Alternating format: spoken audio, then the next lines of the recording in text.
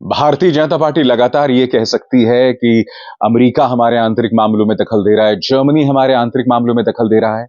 मगर अब अरविंद केजरीवाल और कांग्रेस के बैंक खातों को फ्रीज किए जाने के मुद्दे पर संयुक्त राष्ट्र ने भी टिप्पणी की है। जी हां, सही सुना आपने। याद कीजिएगा, इससे पहले अमेरिका ने जिस तरह से कांग्रेस के बैंक खातों को फ्रीज कर दिया गया है, जिसके चलते वो चुनाव भी नहीं लड़ पाएगी।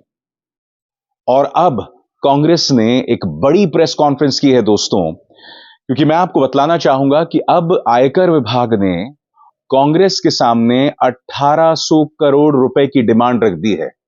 1800 करोड़ रुपए। और ऊपर से उनके बैंक खाते पहले से ही फ्रीज हैं, पहले से ही जब्त हैं, पहले से ही बंद हैं। अब बड़ा सवाल यह कि कांग्रेस चुनाव कैसे लड़ेगी। और उससे भी बड़ा सवाल जो कांग्रेस उठा रही है कि कब भाजपा से 4000 करोड़ रुपए वसूले जाएंगे। आयकर विभाग ये कब करेगी। ऐसा क्यों कह रही है कांग्रेस, आपको इंतजार करना पड़ेगा। मगर सबसे पहले मैं आपको बतला दूं, संयुक्त राष्ट्र ने सख्त टिप्पणी की है दोस्तों। मैं आपको बतलाना चाहूंगा, संयुक्त राष्ट्र का बयान आपके स्क्रीन पर, लंबा चौड़ा बयान है, आपको गौर करना पड़ेगा। क्योंकि आप जानते हैं कि केजरीवाल इस वक्त जेल पे हैं, ऊपर से कांग्रेस के बैंक खाते फ्रीज कर दिए गए हैं, जिसके चलते लोकसभा चुनाव अंतर्राष्ट्रीय बिरादरी को छलावा लग रहा है। क्या कह रही है संयुक्त राष्ट्र, आपके स्क्रीन पर। संयुक्त राष्ट्र महासचिव एंटोनियो गुतरेस के एक प्रवक्ता ने कहा, उन्हें उम्मीद है कि भारत तथा किसी भी अन्य देश में जहां चुनाव हो रहे हैं, लोगों के राजनीतिक और नागरिक अधिकारों की रक्षा की जाएगी और हर कोई एक स्वतंत्र व निष्पक्ष माहौल में मतदान कर पाएगा।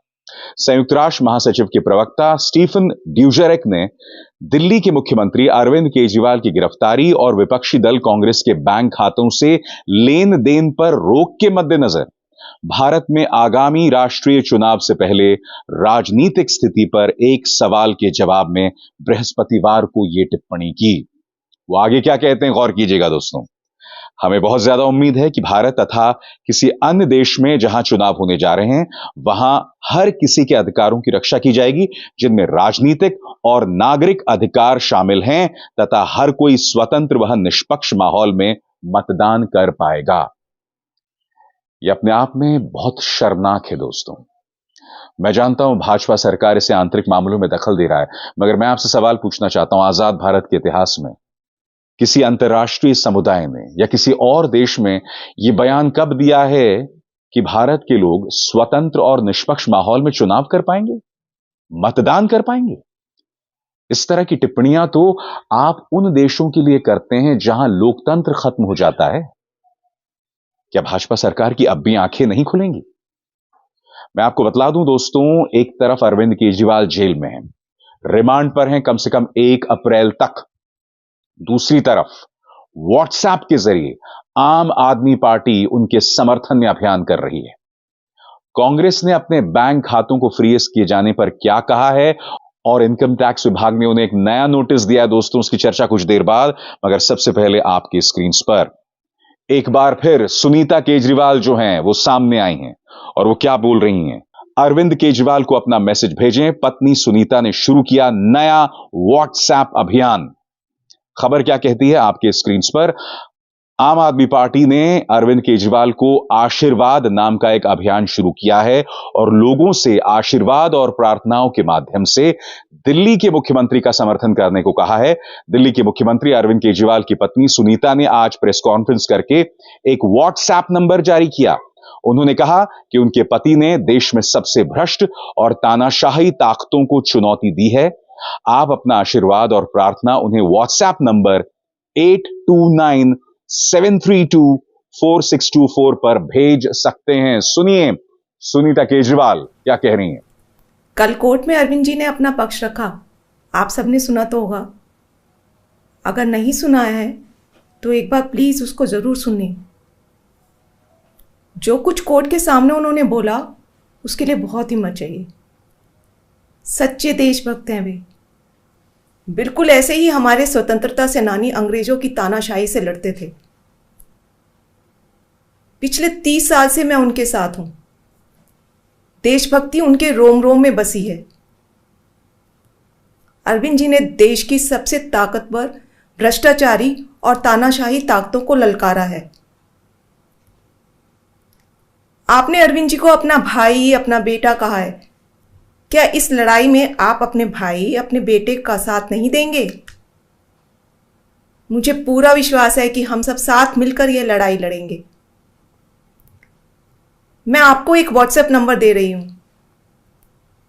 व्हाट्सएप नंबर है 8297324624। आज से हम एक अभियान शुरू कर रहे हैं जिसका नाम है केजरीवाल को आशीर्वाद। इस व्हाट्सएप नंबर पर आप अपने अरविंद को आशीर्वाद भेज सकते हैं।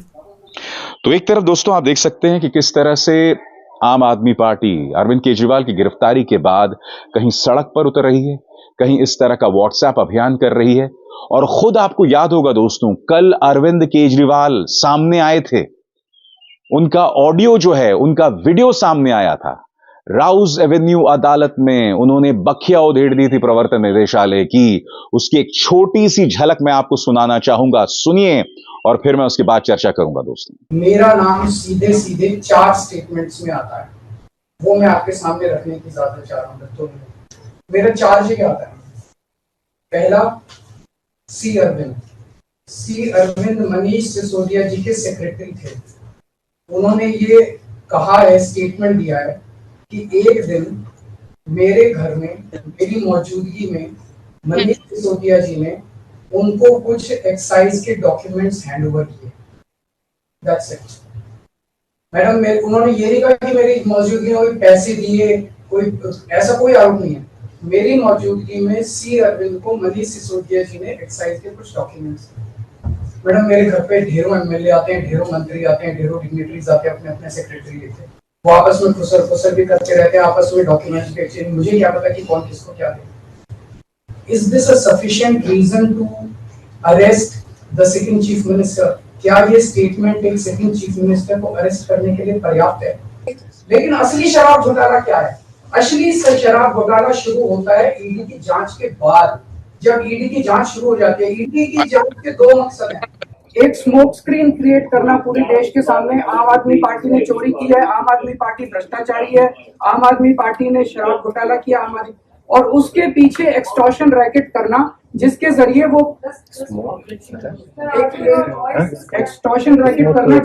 वो पैसे इकट्ठे कर रही है। मैं आपको सबूत दे रहा हूँ। शरद रेड्डी के केस में शरद रेड्डी को बेल 2 वजह से मिली। एक, शरद रेड्डी ने मेरे खिलाफ स्टेटमेंट दिया और शरद रेड्डी ने अरेस्ट होने के बाद 55 करोड़ रुपए का चंदा बीजेपी को दिया। 55 करोड़ रुपए के bonds arrest. So he bought his bail ma'am, he bought his bail. Now the money trail is clearly established. Ma'am, just last 1 minute. Last 1 minute. The money trail is established, ma'am. उसने अपनी bell arrest होने के बाद 55 करोड़ रुपए का चंदा BJP को दिया, बीजेपी के अकाउंट में सीधा गया। मनी ट्रेल इज एस्टैब्लिश्ड और यही पूरी जांच का मकसद था। एक तरफ आम आदमी पार्टी को क्रश करना, एक स्मोक स्क्रीन क्रिएट करना, भ्रम का पर्दा और पीछे से एक्सटॉर्शन करना। तो आम आदमी पार्टी की तैयारी पूरी तरह से दिख रही है दोस्तों, वो पीछे नहीं हट रही है। कई लोग कह रहे थे कि अरविंद केजरीवाल के जाने के बाद पार्टी पूरी तरह से पैरालाइज हो जाएगी, ऐसा नहीं हुआ है। अरविंद केजरीवाल कहने को हिरासत में है, मगर वहां से भी उनकी आवाज सामने उभर कर आ गई है। वो जब भी हिरासत से इधर से उधर जा रहे होते हैं, पत्रकारों से भी बात करने से नहीं चूकते। यानी कि जिस मकसद से प्रधानमंत्री नरेंद्र मोदी ने उन्हें जेल में डाला था, वो मकसद पूरा नहीं हो रहा। दबिश लगातार बढ़ रही है दोस्तों। और अब कांग्रेस ने लंबी चौड़ी प्रेस कॉन्फ्रेंस की है और कहा है कि भाजपा से 4000 करोड़ रुपए वसूले जाने चाहिए, उससे ज्यादा पैसे वसूले जाने चाहिए। उधर इनकम टैक्स विभाग ने एक और सप्रेम भेंट कांग्रेस को भेज दी है। खबर क्या है दोस्तों, आपके स्क्रीन पर। इनकम टैक्स विभाग ने कांग्रेस पार्टी को 1700 करोड़ का रिकवरी नोटिस भेजा है। ये जानकारी सूत्रों के हवाले से सामने आई है। कांग्रेस को यह नोटिस दिल्ली हाई कोर्ट द्वारा टैक्स नोटिस को चुनौती देने वाली पार्टी की याचिका खारिज करने के एक दिन बाद भेजा गया। सूत्रों के मुताबिक ताजा नोटिस असेसमेंट ईयर 2017-18 से 2020-21 के लिए है। इसमें जुर्माना और ब्याज दोनों शामिल है। कांग्रेस से कह रही है कि हम पर उस वक्त के नोटिस भेजे जा रहे हैं जब सीताराम केसरी कांग्रेस के अध्यक्ष हुआ करते थे, मगर दूसरी तरफ भाजपा नियमों की अनदेखी कर रही है। पार्टी के प्रवक्ता जिक्र कर रहे हैं इनकम टैक्स विभाग के नियम नंबर 29C का। वो कहते हैं कि 29C के अंतर्गत एक तय फॉर्मेट में डोनेशन का जिक्र होता है जो इनकम टैक्स और इलेक्शन कमीशन को देना होता है, जिससे टैक्स में एग्जेम्पशन मिलती है। बीजेपी ने बिना एड्रेस के 2017 से 18 में डेटा डाला जो कि आयकर विभाग के नियमों का उल्लंघन है। मैं चाहूंगा कि आप कांग्रेस की प्रेस कॉन्फ्रेंस को सुने। उन्होंने कई बातें रखी हैं, इस पूरे प्रेस कॉन्फ्रेंस को सुने और फिर मैं उसकी चर्चा करता हूं। आज की ये प्रेस वार्ता हम लोग मुख्यतः दो भागों में इसको बांटेंगे। सबसे पहले तो किस तरीके से लेवल प्लेइंग फील्ड भाजपा की सरकार ने नहीं रहने दिया अपने ऑपोजिशन पॉलिटिकल पार्टी से, और कैसे बीजेपी को फेवर किया जा रहा है और इनकम टैक्स की उन्हीं धाराओं का इस्तेमाल करके कांग्रेस को पिनलाइज किया जा रहा है और बीजेपी की तरफ आंख बंद किया जा रहा है। सबसे पहले तो इस बात को की जानकारी हम आपके सामने रखेंगे। दूसरा भाग हमारी प्रेस कॉन्फ्रेंस के अंदर होगा कि किस प्रकार से कांग्रेस पार्टी को, प्रिंसिपल ऑपोजिशन पार्टी को तंग करके कांग्रेस पार्टी को आर्थिक तौर के ऊपर कांग्रेस पार्टी को एकदम से पंगु करा जा रहा है, अपंग किया जा रहा है आर्थिक तौर के ऊपर। ये हमारी दूसरी प्रेस कॉन्फ्रेंस का दूसरा भाग होगा।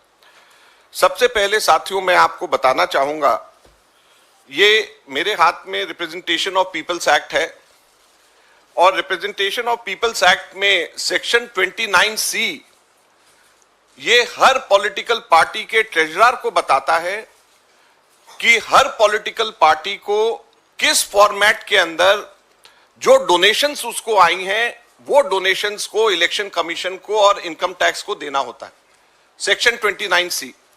और जो एग्जेम्पशन मिलती है इसका सेक्शन 29C का सबसेक्शन 4 ये कहता है कि where the treasurer of any political party or any other person authorized by the political party in this behalf fails to submit a report under subsection 3, then notwithstanding anything contained in the Income Tax Act, such political party shall not be entitled to any tax relief under this act. तो कोई भी exemption लेने के लिए इस जो prescribe format इसके अंदर है उस प्रिस्क्राइब फॉर्मेट में अगर कोई भी वायलेशन होती है जो ट्रेजरर अगर उसको करता है तो उसको एग्जेम्पशन उसकी विड्रॉ हो जाती है। और इसके अंदर जो सेक्शन 29C के अंदर जो परफॉर्मा है, ये परफॉर्मा फॉर्म नंबर 24A है। ये दोनों की दोनों चीजें 29C और परफॉर्मा जो फॉर्म 24A है ये हमने बैकग्राउंड नोट सर्कुलेट किया है, आप लोगों के फोन में अभी तक के आ गया होगा, उसमें दोनों की दोनों चीजें हैं। तो आप लोग अगर इस पे भी ध्यान देंगे तो वो आपको मिल जाएगा, उसमें कोई आपको चिंता करने की बात नहीं है। इसके अंदर जो मुख्य बहुत बेसिक चीजें मांगी गई हैं कि कोई पॉलिटिकल पार्टी बताए कि किससे उसको डोनेशन, नाम बताए कि किसने उसको डोनेशन दिया और उसका एड्रेस बताए कि किसने उसका डोनेशन दिया और अमाउंट बताए कितना डोनेशन दिया और ये बताए कि चेक में दिया, आरटीजीएस में दिया, और 20,000 से ऊपर जिन लोगों ने डोनेशन दिया है उसका इसमें जिक्र करना होता है। और जो वो इनकम टैक्स डिपार्टमेंट को और इलेक्शन कमीशन को जो पॉलिटिकल पार्टी देती है, वो पॉलिटिकल पार्टी जो देती है इलेक्शन कमीशन उसको अपने वेबसाइट पे डालती है। हम लोगों ने पिछले 2 साल में इलेक्शन कमीशन ने जो वेबसाइट में डाला और जो 2017-18 जिसके ऊपर, जिसके आधार पे हमारे 135 करोड़ रुपए बैंक अकाउंट से छीन करके ले गए, हमने वो दोनों सिर्फ एनालिसिस करी। तो ये इस प्रकार से जो ये फॉर्म है, ये फॉर्म आपको इलेक्शन कमीशन की वेबसाइट पे हर पॉलिटिकल पार्टी का मिलेगा, हर पॉलिटिकल पार्टी का। और जो हमारे सिर्फ 14 लाख की वायलेशन के ऊपर 135 करोड़ रुपए 2017-18 के अंदर बीजेपी की इनकम टैक्स डिपार्टमेंट ने हमारे से छीने, मैं बताना चाहता हूं कि 2017-18 के अंदर बीजेपी ने 1297 लोगों के डोनेशन जिन्होंने दिए हैं, उनका कोई एड्रेस, उनका कोई पता नहीं दिया, सिर्फ नाम लिखा और छोड़ दिया, उसका कोई पता नहीं दिया। पता इसके अंदर नाम और पता दोनों देना। और कुल कितनी राशि? 42 करोड़ रुपए की राशि, 42 करोड़ के लोग की राशि के बारे में कोई अता पता नहीं है कि वो आदमी जो है कहां रहता है, क्या पाकिस्तान में रहता है, क्या किस जगह पे हमारे देश में रहता है, उसका एड्रेस क्या है। और ये क्लियर वायलेशन है।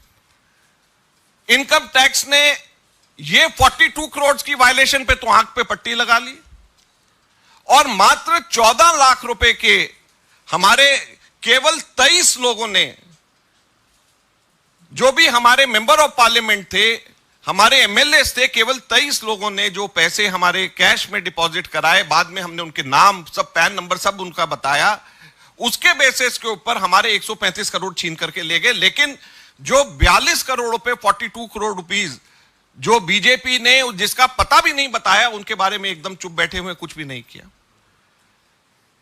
1297 लोगों का पता नहीं बताया, 1297, और 92 लोगों के तो नाम भी नहीं है। डोनर्स की लिस्ट है और 92 लोगों का नाम और पता, नाम ही नहीं है कि ये 92 लोगों का नाम कौन सा है। अजय माकन है, जयराम रमेश है, अजय कुमार है, वो नाम भी नहीं उन्होंने उसके अंदर लिखा। 92 लोगों का, तो 92 लोगों का नाम नहीं, 1297 के एड्रेसेस नहीं, ये सिर्फ 2017-18। अब हमने हर साल का और खास तौर के ऊपर पिछले 2 सालों का जब एनालाइज किया, तो पिछले 2 सालों में 253 लोगों के नाम नहीं, 2.5 करोड़ ऐसी राशि ली है जिसका नाम भी नहीं है, 1.05 करोड़ लिया है 126 लोगों का पिछले 2 सालों में जिनका एड्रेस नहीं। और इनकम टैक्स डिपार्टमेंट बीजेपी की इस कमी और हमारे इलेक्शन कमीशन इन सब चीजों के ऊपर आंख बंद करके बैठी हुई है। कांग्रेस सिर्फ सामने नजर आती है। इनकी जितनी भी वायलेशंस हैं, हम लोगों ने सारी की सारी वायलेशंस को उसी पैरामीटर से एनालाइज किया जिससे इन्होंने हमारे को गलत तरीके से एनालाइज किया। उसके ऊपर कितना इनकम टैक्स लगना चाहिए, कितनी उसके ऊपर इंटरेस्ट लगना चाहिए, और पिछले 7 सालों का जो हम लोगों ने हिसाब लगाया है, उससे 4,600 करोड़ रुपया बीजेपी के ऊपर पेनल्टी लगती है। 4,600 करोड़ रुपए, 4,600 करोड़ रुपीज पेनल्टी बीजेपी के ऊपर लगती है। Income tax department should raise a demand of 4,600 crore rupees from the BJP because of these violations. अब प्रश्न ये उठता है कि क्या इसको लेवल प्लेइंग फील्ड कहेंगे? हम लोगों को जो नोटिसेज आए हैं, मैंने आपको बताया सीताराम केसरी जी के जमाने के हमारे 1993-94 के नोटिसेज हमारे को आए, सीताराम केसरी जी के जमाने के। और जब नोटिसेज पिछली बार आए थे, डिमांड कल हमारे पास में आया है 53 करोड़ का। सीताराम केसरी जी के जमाने के 53 करोड़ का डिमांड कांग्रेस का 1993-94 का कांग्रेस को आया। और टोटल पिछले इसी तरीके से उन लोगों ने 5 सालों का दिया है, 3 सालों का और वो बना रहे हैं। टोटल 1823 करोड़ की डिमांड कांग्रेस पार्टी से करेगी है। 1823 करोड़ का डिमांड इनकम टैक्स ने कांग्रेस पार्टी से किया है। तो आप ये सोचिए कि एक तरफ बीजेपी की जो वायलेशंस हैं उसको आंख बंद कर रहे हैं, और हमारे हिसाब से वो अगर वायलेशंस वही बात बीजेपी पे लगाया जाए तो 4,600 करोड़ का बनता है। और कांग्रेस को गलत तरीके से फंसा करके, कांग्रेस को गलत तरीके से सीताराम केसरी जी के जमाने के एक चीज टाइम बार होती है, और ये 1993-94 की डिमांड 53.9 करोड़ मिलाकर के 1823 करोड़ का इन्होंने जो लगाया है, ये कहां की लेवल प्लेइंग फील्ड है और कहां का ये डेमोक्रेसी हमारे देश के अंदर हमारी बच गई। हमारे यहां पर जो डिमांड रेज करी गई है वो इस बेसिस पे करी गई है कि 5 साल पहले कुछ डायरीज जो हैं चलानी डायरीज के नाम से रिकवर हुई थी। उन डायरीज के अंदर कुछ एंट्रीज हैं जिसके बेसिस के ऊपर कांग्रेस पार्टी के ऊपर ये सारी डिमांड रेज करी गई। अब हम सिंपली ये पूछना चाहते हैं, एक बड़ी सिंपल सी चीज पूछना चाहते हैं कि चलानी डायरी के बेसिस के ऊपर इनकम टैक्स डिपार्टमेंट जाग जाता है, लेकिन जैन डायरी में जिसमें अडवाणी जी, और उस वक्त अडवाणी जी बीजेपी के नंबर 1 नेता हुआ करते थे, उसके बेसिस पे बीजेपी के ऊपर क्यों नहीं टैक्स मांगा जाता है, इनकम टैक्स? येडुरप्पा डायरी के बेसिस के ऊपर, डीके शिव कुमार की डायरी के बेसिस के ऊपर टैक्स मांगा जा सकता है कांग्रेस से, लेकिन येडुरप्पा डायरी के ऊपर जो बीजेपी के लीडर्स को जो पैसे दिए गए हैं उसके ऊपर इनकम टैक्स आंख बंद कर लेता है। बंगारू लक्ष्मण कन्विक्टेड हुए, पैसे लेते हुए बीजेपी के अध्यक्ष देखे गए, उसके ऊपर कभी भी इनकम टैक्स डिपार्टमेंट नहीं जागती है। जब वो पीछे के केसेस खोल रही हैं तो बंगारू लक्ष्मण के टाइम के ऊपर क्यों नहीं खोले गए? येडुरप्पा डायरीज के ऊपर क्यों नहीं खोले गए? क्यों केवल और केवल कांग्रेस पार्टी के समय के ऊपर उनको ये डायरीज ध्यान में आ रही है? सहारा बिरला डायरी उनको ध्यान नहीं आ रही जिसमें मोदी जी के खुद का नाम है। तो सहारा बिरला डायरी जिसमें मोदी जी का खुद का नाम, उसको नजरअंदाज। जैन डायरी जिसमें अडवाणी जी का खुद का नाम, उसको नजरअंदाज। येडुरप्पा डायरी जिसके अंदर तमाम बीजेपी के नेताओं को पैसे दिए हुए हैं, उसको नजरअंदाज। तो केवल और केवल कांग्रेस पार्टी को तंग करने के लिए, कांग्रेस पार्टी के ऊपर इस बात को उठाने के लिए क्यों यह किया जा रहा है? तीसरा जो सबसे मुख्य प्रश्न इस बात पे हम लोग उठाना चाहते हैं, टाइमिंग पे। ये 2019 के अंदर ये डायरी निकली, आज जाकर के इलेक्शन के टाइम पे इलेक्शन नोटिफाई हो गया, आज जाकर के इन लोगों को डिमांड रेज करना याद आ रहा है। पहली बार अब जाकर के कल शाम को इन्होंने डिमांड रेज किया जब इलेक्शन नोटिफाई हो गया है। क्यों? क्या इससे पहले 5 साल कभी भी ये लोग डिमांड रेज नहीं कर सकते थे? अब क्यों डिमांड रेज कर रहे हैं?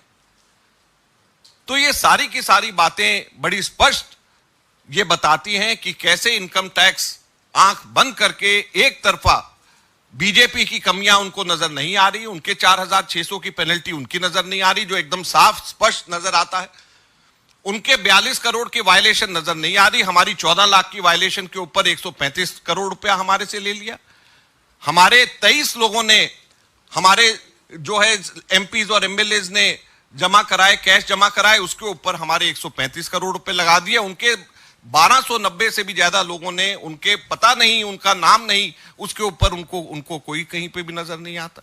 तो इसलिए हम लोग आपसे ये कहना चाहते हैं, आज ये समय आ गया है, अगर आप लोग इसको जनता को सही तरीके से नहीं दिखाएंगे और प्रिंसिपल ऑपोजिशन पार्टी को पुराने केसेस, सीताराम केसरी जी के जमाने के केसेस निकाल करके तंग किया जाएगा ताकि हमारे बैंक अकाउंट्स हमारे दोबारा से फ्रीज करे जा सके, ताकि फिर से हम सब लोगों को तंग करा जा सके, तो कैसे हमारे देश के अंदर लोकतंत्र जिंदा रहेगा? ये आप लोगों के सामने की बात है। हम मांग करते हैं इनकम टैक्स से कि 4600 करोड़ रुपए बीजेपी से इसी वक्त उनको नोटिस दिया जाना चाहिए। मैंने आपको पूरे फैक्ट्स, फिगर्स और पूरे उसकी लोकेशंस कहां पे है उसकी मैंने जानकारी आप लोगों को दी है, और मैं उम्मीद करता हूं कि इनकम टैक्स डिपार्टमेंट इसी तेजी से कार्रवाई करेगा जैसे तेजी से कार्रवाई उन्होंने कांग्रेस के खिलाफ करी। ऐसे नोटिसों से हमें हमारे मनोबल पर कोई असर नहीं होगा, हमारा चुनाव प्रचार चलता रहेगा। कुछ 2 दिन पहले हमने एक अभियान, मेरे विकास का 2 हिसाब अभियान की शुरुआत की। 3 तारीख को घर घर गारंटी कार्यक्रम शुरू होगा।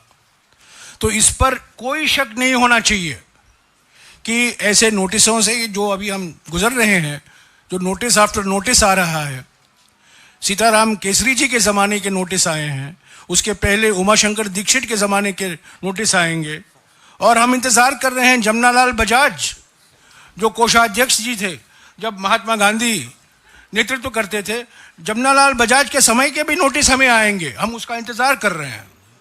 पर हमारे मनोबल पर इसका कोई असर नहीं होने वाला है। हमारा चुनाव प्रचार चलता रहेगा, हम और आक्रामक होंगे, हम डरने वाले नहीं हैं, क्योंकि जो डरा रहे हैं वो खुद डरे हुए हैं। बड़ा सवाल ये, जिन नियमों की बात यहां पर कांग्रेस के नेताओं ने की, अजय माकन ने की, उन नियमों के बारे में क्या कहना है मोदी सरकार का? क्योंकि यहां पर साफ तौर पर दिखाई दे रहा है कुछ नियमों का उल्लंघन यहां पर भाजपा ने किया है। तो सवाल ये कि क्या भाजपा इसका जवाब देगी? सवाल ये कि क्या लेवल प्लेइंग फील्ड होगी, क्योंकि ये लेवल प्लेइंग फील्ड की कमी साफ तौर पर दिखाई दे रही है और यही वजह है कि अंतर्राष्ट्रीय बिरादरी लगातार टिप्पणी कर रही है, जिससे भाजपा आंतरिक मामलों में दखल बता रही है। जब आप विपक्ष की यह हालत कर दें कि वो चुनाव लड़ने के लायक ना रहें और फिर आप ये दावा करें कि साहब आंतरिक मामलों में दखल दिया जा रहा है, भाजपा को बड़ा दिल दिखाना पड़ेगा। लोकतंत्र को तार तार नहीं किया जा सकता, क्योंकि दुनिया देख रही है और यही वजह है, चाहे अमेरिका हो, संयुक्त राष्ट्र, सब टिप्पणी कर रहे हैं। क्या सब भारत के दुश्मन हो गए? और सबसे बड़ी बात, प्रधानमंत्री नरेंद्र मोदी तो विश्व गुरु है ना। तो विश्व गुरु के रहते संयुक्त राष्ट्र, जर्मनी और अमेरिका हमारे खिलाफ बयान क्यों दे रहा है? कि कभी आपने इस बात पर गौर किया है? एक तरफ प्रधानमंत्री को विश्व गुरु कहा जाता है और दूसरी तरफ तमाम बड़े बड़े देश भारत के आंतरिक मामलों में टिप्पणी कर रहे हैं। ये भारत के लिए सही नहीं है। मैं उम्मीद करता हूं कि बीजेपी आत्ममंथन करेगी, क्योंकि लोकतंत्र को लगातार इस तरह से रौंदा नहीं जा सकता। अभिसार शर्मा को दीजिए इजाजत। नमस्कार।